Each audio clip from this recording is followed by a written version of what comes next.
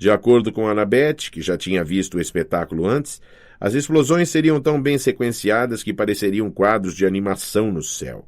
O final deveria ser um par de guerreiros espartanos de 30 metros de altura que iriam crepitar para a vida acima do oceano, travar uma batalha e então explodir em 1 milhão de cores. Enquanto Annabeth e eu estendíamos toalhas de piquenique, Groover apareceu para se despedir de nós. Usava os jeans, a camiseta e os tênis de sempre, mas nas últimas semanas começara a aparecer mais velho, quase com idade de secundarista. Seu cavanhaque ficara mais espesso. Ganhara peso. Seus chifres haviam crescido pelo menos 3 centímetros, de modo que agora tinha de usar o seu boné Rastafari o tempo todo para passar por ser humano. Estou de partida, disse ele. Vim só dizer... Bem, vocês sabem. Tentei me sentir feliz por ele. Afinal, não era todo dia que um sátiro conseguia permissão para procurar o grande deus Pan. Mas era difícil dizer adeus. Eu só conhecia Groover fazia 1 ano e, no entanto, ele era o meu amigo mais antigo. Annabeth deu-lhe um abraço. Ela lhe disse para usar sempre os seus pés falsos. Perguntei-lhe onde iria procurar primeiro. Tipo segredo, disse ele, parecendo embaraçado. Gostaria que vocês pudessem vir comigo, mas seres humanos e Pan... A gente entende, disse Annabeth. Você tem latas suficientes para a viagem? Sim. E se lembrou das suas flautas de bambu? Puxa, Annabeth, resmungou ele. Você parece uma velha mamãe cabra, viu? Mas ele não pareceu aborrecido de verdade. Ele agarrou sua bengala e jogou uma mochila por cima dos ombros. Parecia um caroneiro desses que se vêem nas estradas, nada parecido com o menino baixinho que eu costumava defender dos valentões na academia iense. Bem, disse ele, desejem-me boa sorte. Ele deu outro abraço em Annabeth, bateu no meu ombro e então retornou através das dunas. Fogos de artifício explodiram acima de nós, Hércules matando o leão da Nemeia, Ártemis perseguindo o javali, George Washington, que aliás era um filho de Atena, cruzando o rio Delaware. Ei, Groover, chamei. Ele se voltou à margem do bosque. Aonde quer que esteja indo, espero que façam boas enchiladas. Groover sorriu e se foi, as árvores se fechando em volta dele. Nós o veremos de novo, disse Annabeth. Tentei acreditar nisso. O fato de que nenhum buscador jamais voltara em 2000 anos... Bem, decidi não pensar nisso. Groover iria ser o primeiro. Tinha de ser. Julho se foi. Eu passava os meus dias bolando novas estratégias para a captura da bandeira e fazendo alianças com os outros chalés para manter o estandarte fora das mãos de Ares. Cheguei até o topo da parede de escalada pela primeira vez sem ser tostado pela lava. De tempos em tempos eu passava pela casa grande, dava uma olhada nas janelas do sótão e pensava no oráculo. Tentei convencer a mim mesmo que a sua profecia se completara. Você deve ir para o oeste e enfrentar o Deus que se tornou desleal. Estive lá, fiz isso, mesmo que no fim o Deus traidor fosse Ares e não Hades. Você deve encontrar o que foi roubado e devolver em segurança. Confere. Um raio mestre entregue. Um elmo das trevas de volta na cabeça untuosa de Hades. Você será traído por aquele que o chama de amigo. Essa linha ainda me incomodava. Ares fingira ser meu amigo e depois me traíra. Devia ser isso o que o oráculo queria dizer. E no fim não conseguirá salvar aquilo que mais importa. Eu não conseguira salvar minha mãe, mas só porque eu a deixara se salvar sozinha.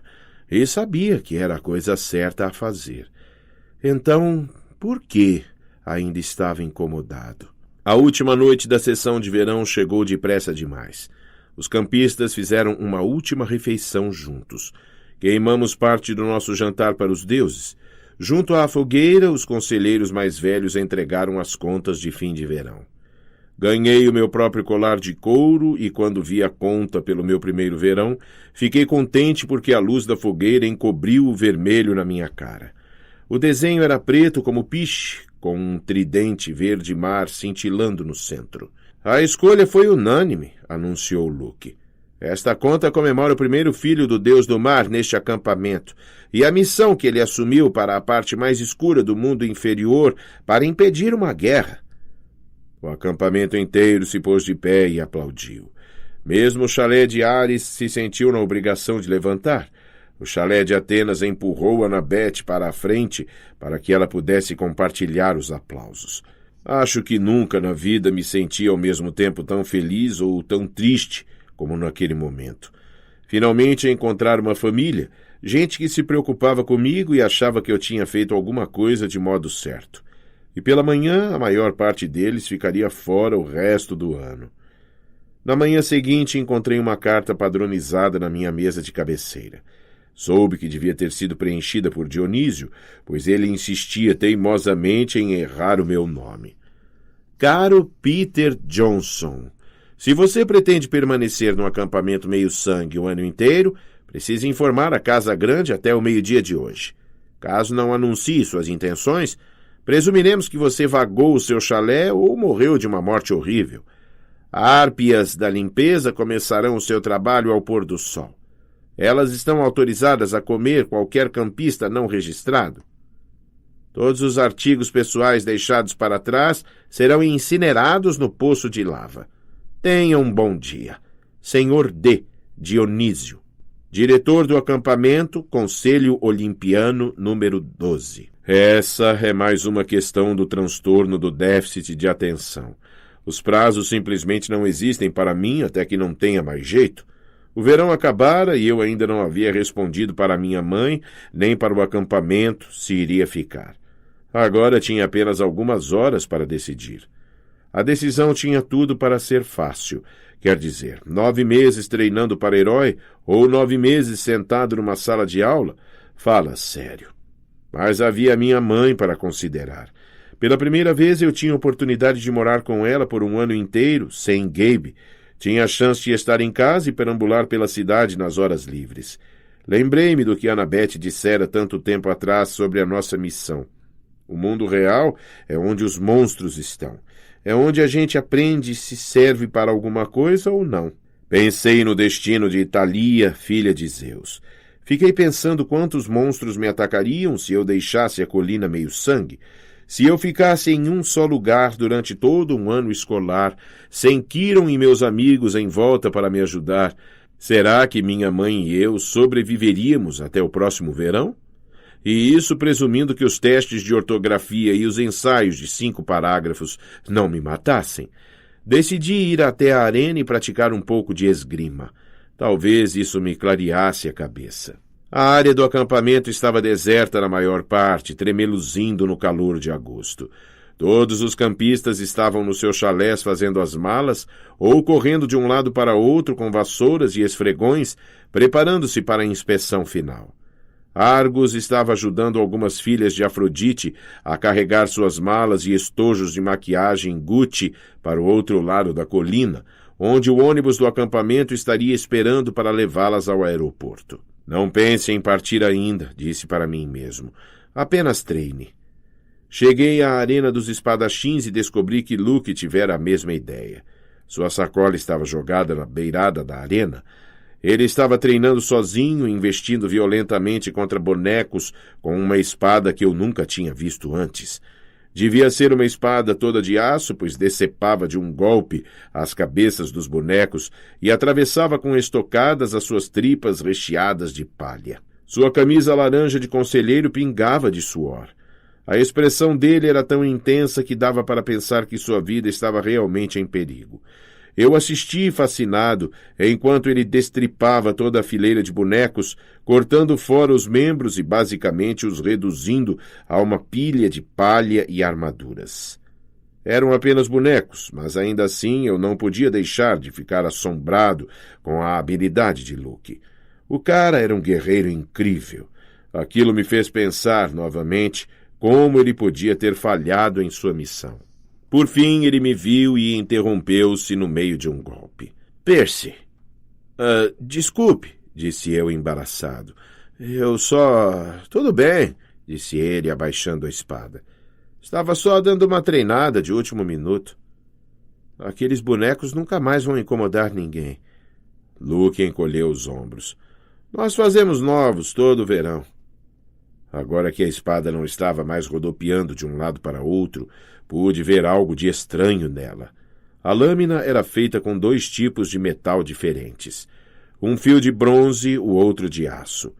Luke reparou que eu estava olhando. Ah, isso? Brinquedo novo. Esta é a malvada. Malvada? Luke virou a lâmina na luz e a fez brilhar de um jeito maligno. Um lado é de bronze celestial, o outro é de aço temperado. Funciona tanto em mortais como em imortais. Pensei no que Kiron tinha me dito quando eu comecei a minha missão, que um herói jamais deve ferir mortais a não ser que seja absolutamente necessário.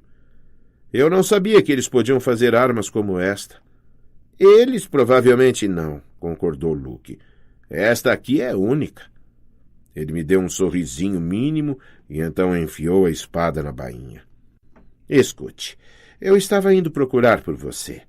O que me diz de irmos até a floresta uma última vez para procurar algo para enfrentar? Não sei por que hesitei. Devia ter me sentido aliviado por Luke estar sendo tão amigável. Desde que eu voltara da missão, ele vinha agindo de um modo um pouco distante. Estava com medo de que ele estivesse ressentido com toda a atenção que eu recebera. Você acha que é uma boa ideia? Perguntei. Quero dizer, ora, vamos. Ele remexeu na sua sacola e tirou de lá uma embalagem de 6 cocas. Bebidas por minha conta. Olhei para as cocas, me perguntando onde diabo as teria conseguido.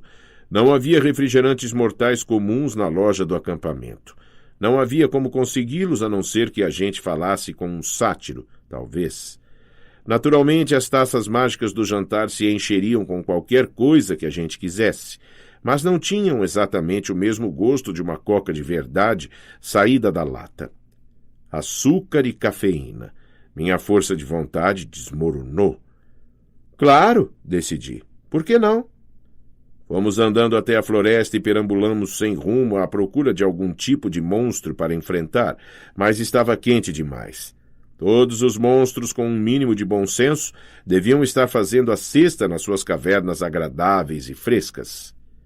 Encontramos um lugar à sombra junto ao regato onde eu quebrara a lança de Clarice durante meu primeiro jogo de captura da bandeira. Sentamo-nos em uma grande pedra, bebemos as nossas cocas e ficamos olhando para a luz do sol na floresta. Depois de algum tempo, Luke disse, Sente falta de estar em uma missão? Com monstros me atacando a cada passo? Fala sério. Luke ergueu uma sobrancelha. Sim, eu sinto falta, admiti. E você? Uma sombra passou pelo seu rosto.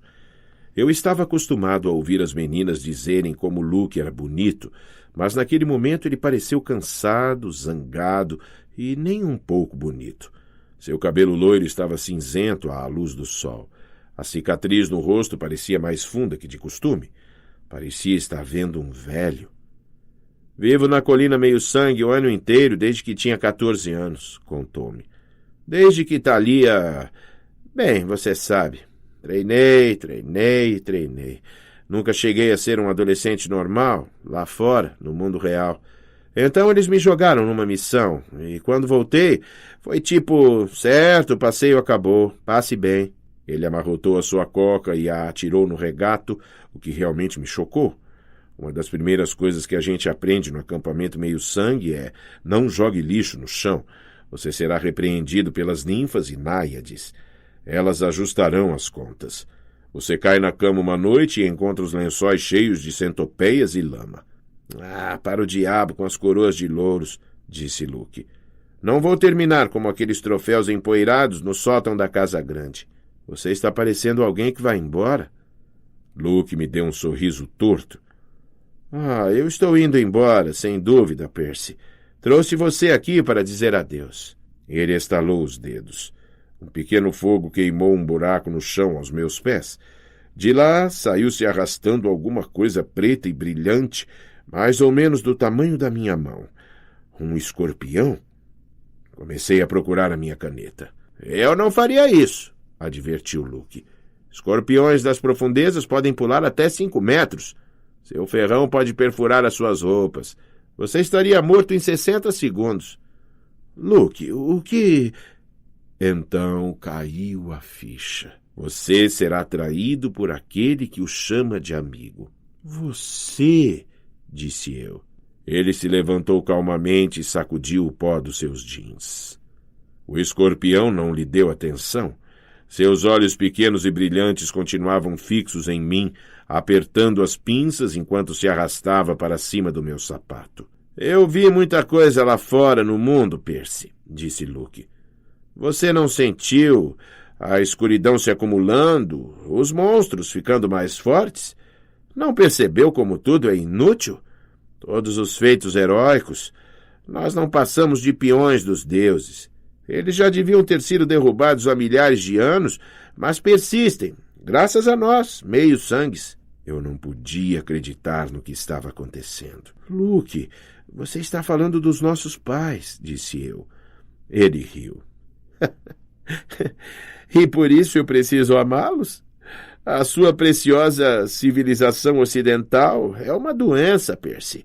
Ela está matando o mundo. O único meio de detê-la é queimá-la completamente e começar tudo de novo com algo mais honesto. Você é tão louco quanto Ares. Seus olhos flamejaram. Ares é um tolo. Ele nunca percebeu quem é o verdadeiro mestre a quem está servindo. Se eu tivesse tempo, Percy, poderia explicar. Mas, infelizmente, você não vai viver tanto. O escorpião se arrastou para cima da perna das minhas calças. Tinha de haver um meio de sair dessa. Eu precisava de tempo para pensar. Cronos, disse eu. É a ele que você serve. O ar ficou mais frio. Você devia ter cuidado com nomes, avisou Luke. Cronos fez você roubar o raio-mestre e o elmo. Ele falou com você nos seus sonhos. O olho de Luke se contraiu. Ele falou com você também, Percy. Devia ter ouvido. Ele está fazendo uma lavagem cerebral em você, Luke. Ah, você está errado. Ele me mostrou que os meus talentos estão sendo desperdiçados. Você sabe qual foi a minha missão 2 anos atrás, Percy? Meu pai, Hermes, queria que eu roubasse um pomo de ouro do jardim das Hespérides e o levasse ao Olimpo. Depois de todo o treinamento que fiz, aquilo foi o melhor em que ele pôde pensar. Essa não é uma missão fácil, disse eu. Hércules fez isso. Exatamente, disse Luke. Onde está a glória em repetir o que os outros já fizeram? Tudo o que os deuses sabem fazer é repetir o passado. Ah, meu coração não estava naquilo. O dragão do jardim me deu isto. Ele apontou para a cicatriz. E quando voltei, tudo o que ganhei foi piedade. Eu queria destruir o Olimpo pedra por pedra naquele momento, mas esperei pelo momento certo. Comecei a sonhar com Cronos. Ele me convenceu a roubar alguma coisa que valesse a pena, algo que nenhum herói jamais tivera a coragem de pegar. Quando fomos naquela excursão do solstício de inverno, enquanto os outros campistas dormiam, entrei furtivamente na sala do trono e peguei o raio-mestre de Zeus bem em cima da cadeira dele. O elmo das trevas de Hades também. Você não tem ideia como foi fácil. Os olimpianos são tão arrogantes. Eles nunca nem sonharam que alguém se atrevesse a roubá-los. A segurança deles é horrível. Eu já estava a meio caminho através de New Jersey antes de ouvir as tempestades troando e soube que eles tinham descoberto o meu roubo. O escorpião agora estava parado no meu joelho, me olhando com seus olhos brilhantes. Tentei manter a voz do mesmo nível. Então por que não levou os objetos para Cronos? O sorriso de Luke vacilou. Eu fiquei confiante demais. Zeus mandou seus filhos e filhas para encontrar o raio roubado. Ártemis, Apolo, meu pai, Hermes. Mas foi Ares quem me pegou. Eu podia tê-lo vencido, mas eu não fui bastante cuidadoso. Ele me desarmou, tomou de mim os objetos de poder, ameaçou devolvê-los ao Olimpo e me queimar vivo. Então a voz de Cronos veio a mim e me falou o que dizer. Pus na cabeça de Ares a ideia de uma grande guerra entre os deuses. Disse que tudo o que ele teria de fazer seria esconder os objetos por algum tempo e ficar assistindo, enquanto os outros lutavam. Um brilho perverso surgiu nos olhos de Ares. Eu sabia que ele estava fisgado. Ele me deixou ir, e eu voltei ao Olimpo antes que alguém notasse a minha ausência. Luke sacou sua nova espada.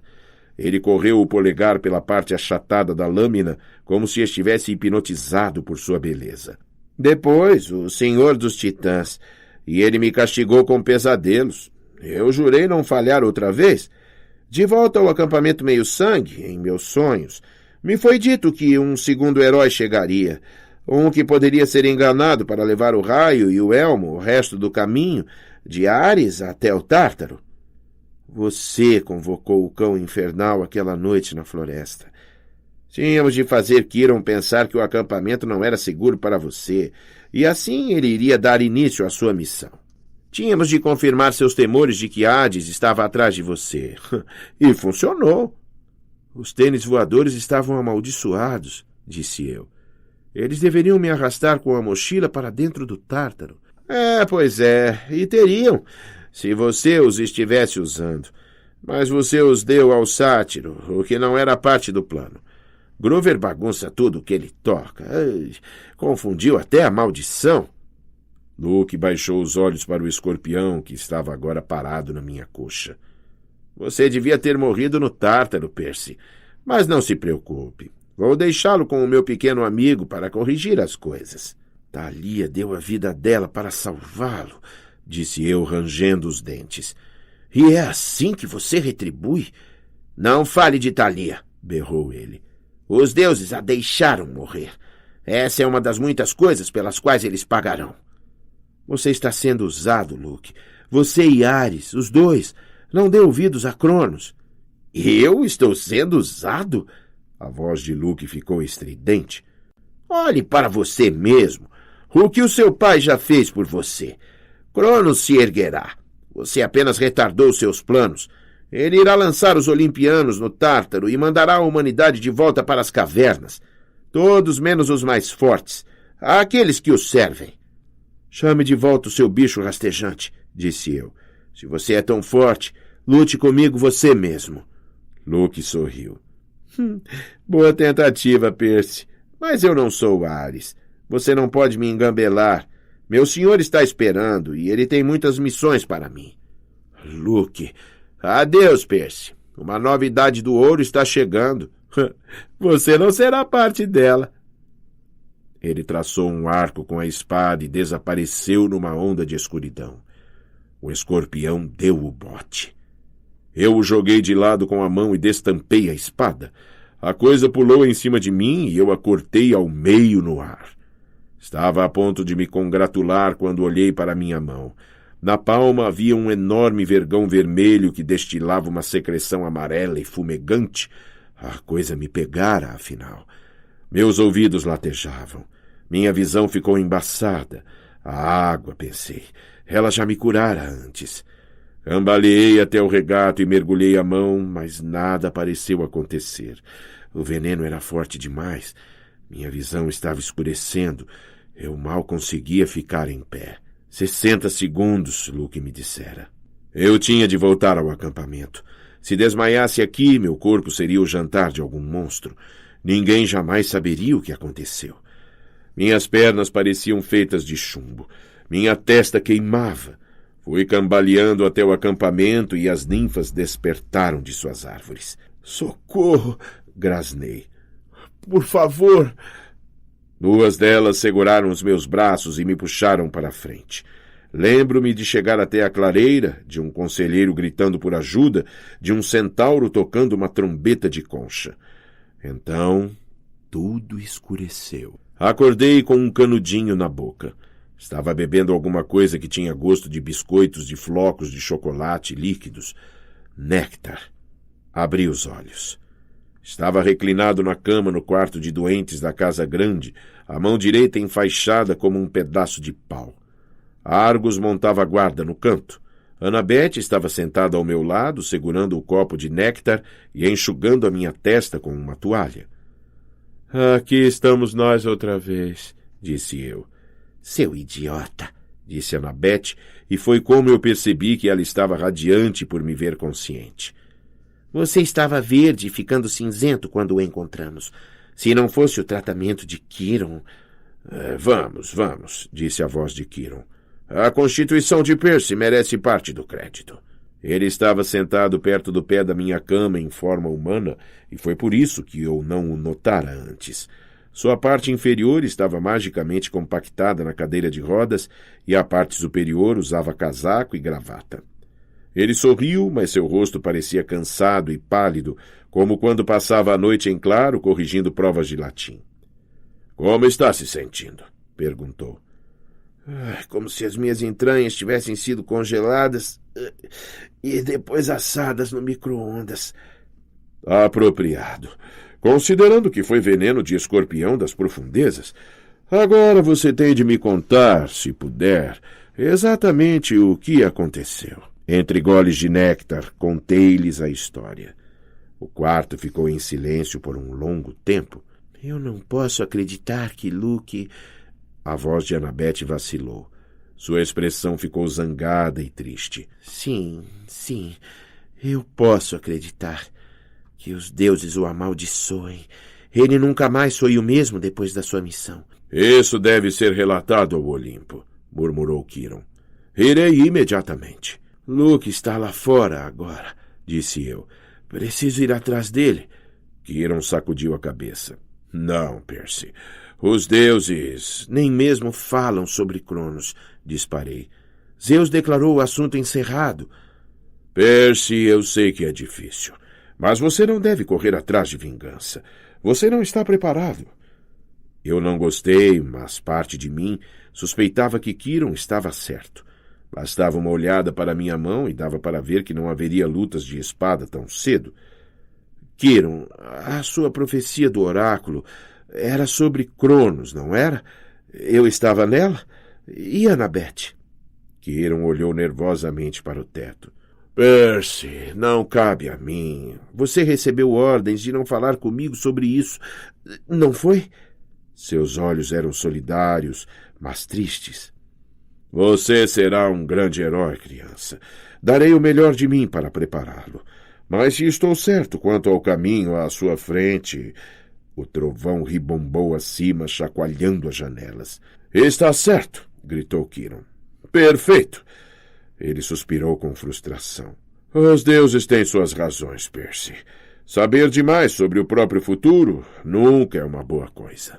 Não podemos simplesmente ficar sentados sem fazer nada, disse eu. Nós não vamos ficar sentados, prometeu Quiron. Mas você precisa ter cuidado. Cronos quer que você seja destruído. Ele quer a sua vida interrompida, os seus pensamentos obscurecidos por medo e raiva. Não dê a ele o que ele quer. Treine pacientemente. O seu momento chegará. Presumindo que eu esteja vivo até lá. Quiron pousou a mão no meu tornozelo. Você terá de confiar em mim, Percy. Você viverá. Mas primeiro precisa decidir seu caminho para o próximo ano. Não posso dizer a você qual é a escolha certa.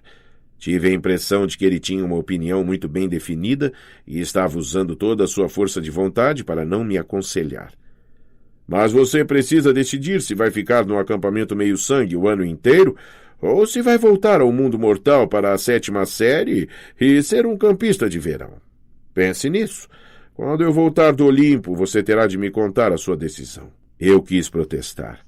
Quis lhe fazer mais perguntas, mas sua expressão me disse que não haveria mais discussão.